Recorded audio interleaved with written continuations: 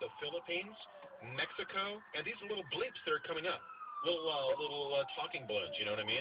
So now run through some of the numbers, John. For 2011, you had already sort of given the big one away that you had at least one day where 2 million people have been touched through global media outreach. What are some of the cumulative numbers for 2011? Yeah, cumulatively, we presented the gospel over 150 million times last year. I just try to conceive of that. It's a pretty big crusade, huh? It's mind-boggling. 150 million times. Now, this doesn't mean, my potential audience is, 7 million people. Yeah, no, these are people that have actually gone to the website. Right. Unbelievable. And that's one of the keys, because this next number I'm going to share with you is so high and such a high percentage that you can be like, is that real? But the thing to keep in mind is these are folks, these are individuals out there all over the world who are looking for God. They went to Google or another search engine where they were at a time of crisis where God was just presented to them. And over 19 million people last year indicated they prayed to receive Christ over our website. Unbelievable. Okay, so wait a minute. Let me slowly digest this. So they go on Google or some search engine. There's quotes looking for God. So God, Jesus, prayer, heaven, hell, something like that. Right. And is it still 12 languages, or have we added another one?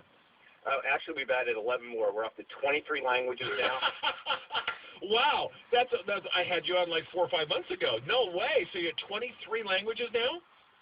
And up to 130 websites in those languages, and that's the thing, Frank, is as amazing as what God is doing now. The ministry was only formed in 2004, and 2 years ago we saw 15 million decisions. Last year, over 19 million, and it's just the ministry continues to improve. Our discipleship materials improve, and God uses them in more and more dynamic ways. So, and we add languages all the time, and we add websites all the time. All right, so in the top 23 languages in the world, when people Google this stuff, they can see an ad in their language, likely that they speak, and you're adding more languages every day.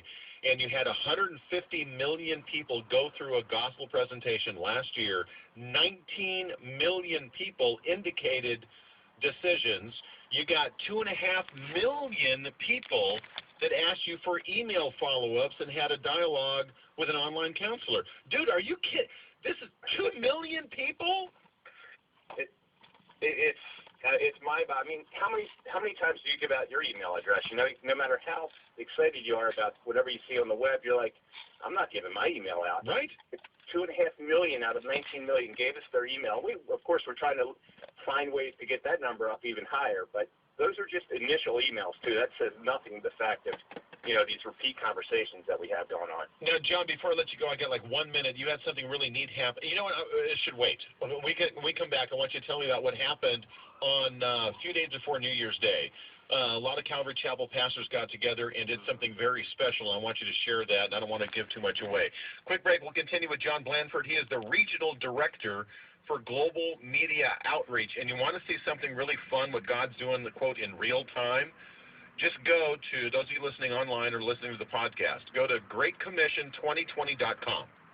And you will see a real-time map of the world where people have gone to the website already.